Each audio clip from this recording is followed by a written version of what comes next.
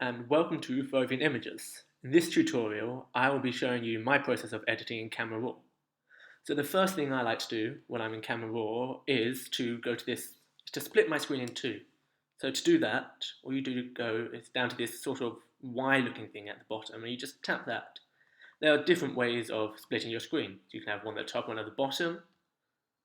You can have this sort of split screen in the middle, so the top section is the before, the bottom of the section is after, so if you drag one slider over here, it will adjust it only at the bottom and show you the top. The next one is sort of here, this is sort of your normal screen, so this doesn't really do anything, it affects the whole image.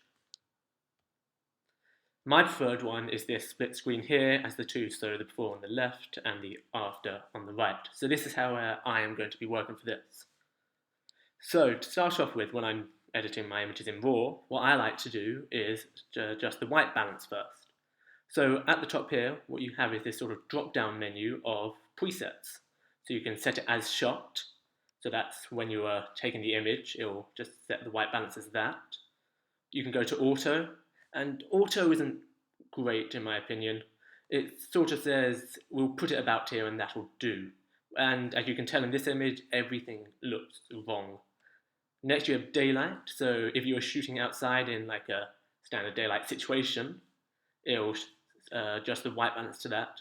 They're all fairly self-explanatory, so cloudy is if your area was quite on a cloudy day and you were shooting then.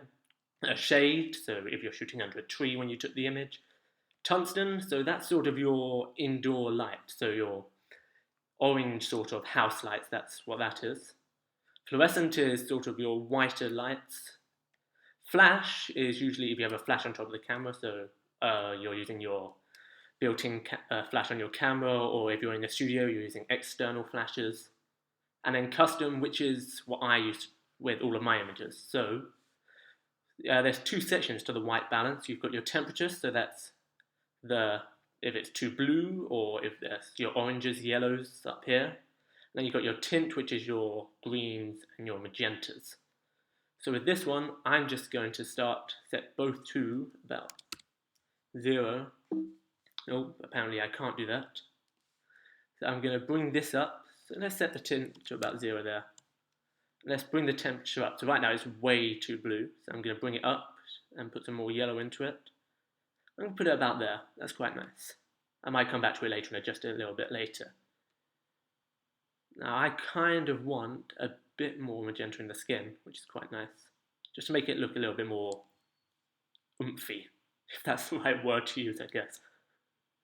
So, I might bring a little bit more yellow into that. I'm kind of happy there. So you can kind of see the difference. This one, the background looks a little less blue, and this one looks a little bit more blue.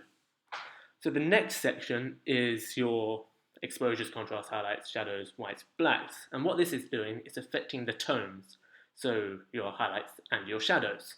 So the exposure is self-explanatory. It's how dark or light the image is. You can see that's far too overexposed and it completely blows out the image, where if it's down here, you can't really see anything if you bring it all the way down.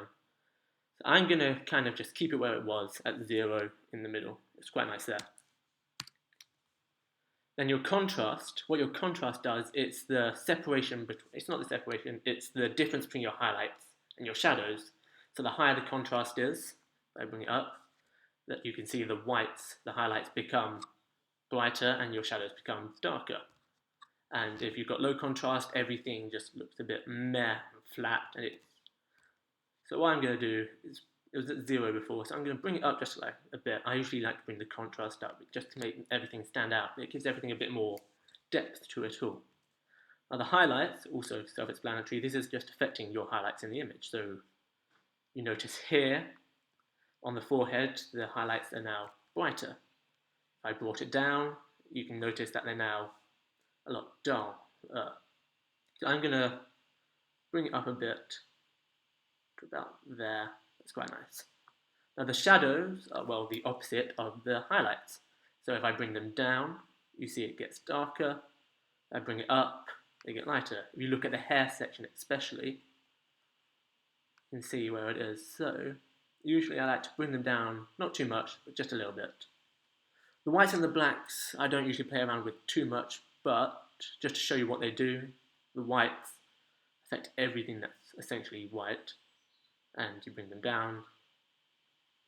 And it's the same with the blacks. You bring the blacks down, it darkens the image, bring it up, it, yeah, does as so. So I might bring the darks down just a bit, and the whites up a bit as well, just a smidge though. Now the last section here, your clarity, vibrance and saturation, is one that you can play around with as you like, I guess. Usually I don't touch the vibrance and the saturation. I usually prefer to do that when I'm actually working in Photoshop. So, but the clarity is something I usually bring up just a bit, not too much, because otherwise if you see, it just looks horrible and a bit disgusting. But I usually bring it up, and I think there, about 11 is quite nice. So the next thing I like to work on when I'm working in RAW is the detail. They're really the only two sections I work with when I'm working in Camera Raw. The initial section, your basic adjustments, and the detail. Now when it comes to sharpening, you kind of got to just play around with it and see what you like. The amount is obviously how much detail you're adding in. The radius, I'm never quite sure what the radius means, but as I said, you've got to play around with it. The amount of detail.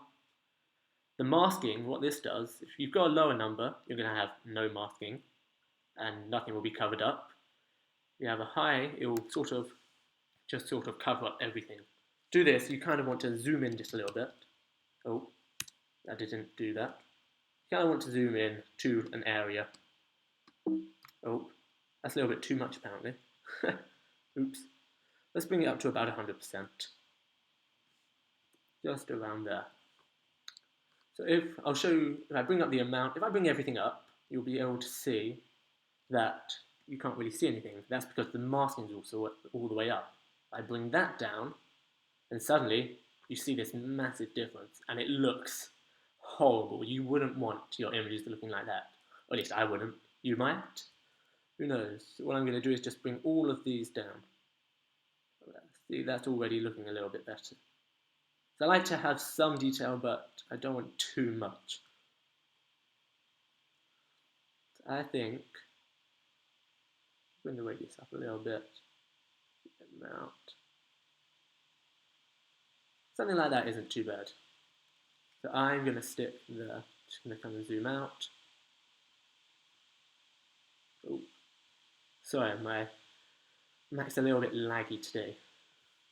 As you can see, you've now got the before and the after. You can tell the adjustments aren't huge, but it's kind of my base zero. It's what I try to do when I'm editing in RAW. I try to bring it just to a neutral place, which I like.